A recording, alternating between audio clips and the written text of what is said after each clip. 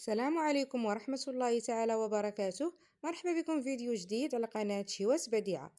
كنتمنى تكونوا بخير وعلى خير، وهذا الفيديو إن شاء الله يلقاكم في صحة جيدة.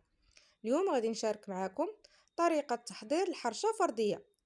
غادي ندوزو الآن باش نشوفوا المقادير وطريقة التحضير.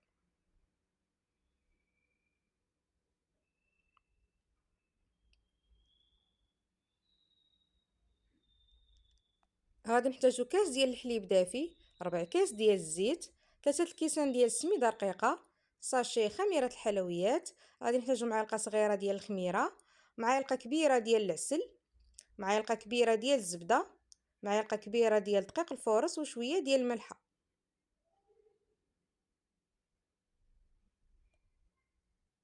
غادي نزيدو الخميره على السميده رقيقه، نزيد عليهم الملحه، معلقه كبيره ديال الفورص.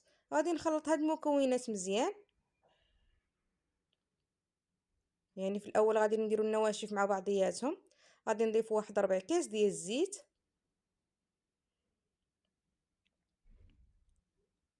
صافي. وغادي نبسبسو هاد السميده مزيان.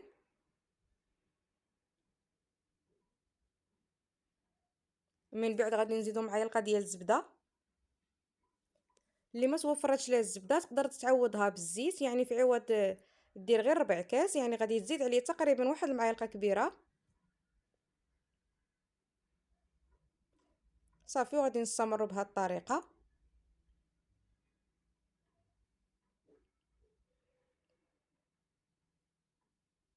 دابا غادي نزيدو واحد الساشي ديال خميره الحلويات، غادي نغربلوه،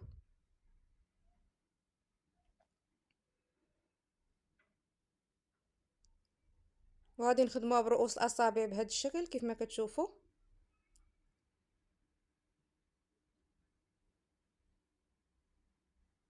من بعد غادي نضيفوا العسل. هنا كنعتذر درت 2 معالق كبار، ماشي غير معلقه وحده، حيت انا هنا ما ضفتش السكر سنيده نهائيا، اكتفيت بهذا العسل فقط باش ما تجيناش حلوه بزاف. دائما نخدموها برؤوس الاصابع.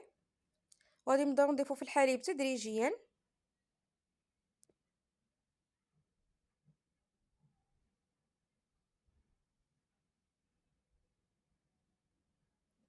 انا هاد الكميه اللي خدمت بها 3 الكيسان ديال السميده رقيقه، جمعتها بكاس ديال الحليب دافي، ما زدتش الماء نهائيا، يعني اكتفيت بهذا الكاس فقط.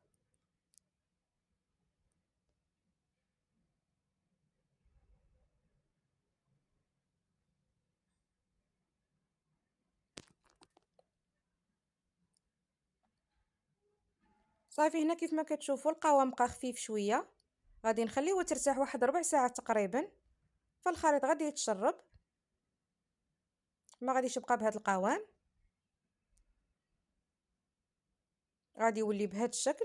من بعد ما خليناه يرتاح شويه، صافي. وغادي ناخذ الحجم اللي بغينا، او على حسب الاطار اللي غادي نخدموا به الحرشه، اللي غادي نرشوا فيه شويه ديال السميده باش ما تلصقش لينا فوق سطح العمل، وغادي نعاودو نرشوا عليها من الفوق ونقادو بهاد الغطاء ديالها. ضروري ما نضغطوا على الجوانب باش ما يبقاوش لينا هاد التشققات. اللي ما توفرتش ليها هذه ديال الحرشه تقدر دير اي غطاء ديال الغطاء المعروف ديال الشكلاط، حتى هو كيعطي حجم دائره، يعني هي هذيك في القياس. غادي ناخذ كره اخرى نشكلوها بنفس الطريقه،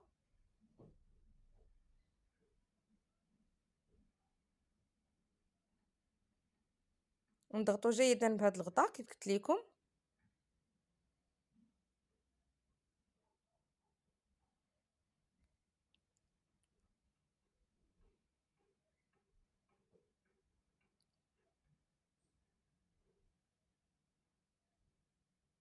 ضروري ما ترشوا سميده رقيقه فوق سطح العمل باش ملي تبغيو تهزوها وديروها في المقله ما تلصقش ليكم، تجيكم سهله في الهزان. صافي. هنا غادي نستمر بنفس الطريقه حتى نكمل هذه الكميه اللي عندي ديال الخليط ديال الحرشه.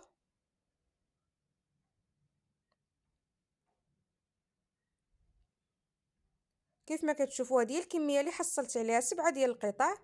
كيبقى الحجم ديال القطع على حسب الدائره اللي غادي نخدموا بها.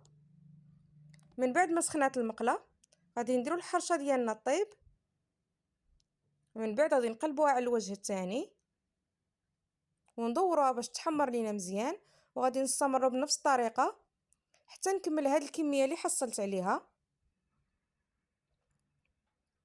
هذا هو الشكل النهائي ديال الحرشه اللي حضرت معكم اليوم. صراحه حرشه كتجي لذيذه، كتجي هشيشه. كنتمنى انكم تجربوها بهذه الطريقه وتخليوا لي الاراء ديالكم في التعاليق.